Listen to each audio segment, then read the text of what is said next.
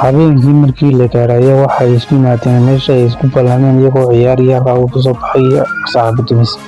Isla markiiba habeenkii markii la kala dheelmasho la gaaray xadad soo baxaysa ayaa waxaa laga sheekeynayay gabadhii isaguna aad iyo aad ayuu sii jeclaaday.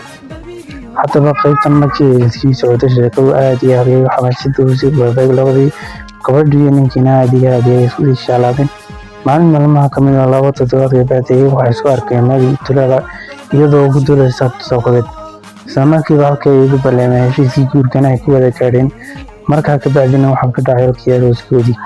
Sidaa darteed saaxiibayaal qaybahan oo dhan waxaan kusoo gudbinaynaa YouTube-keena.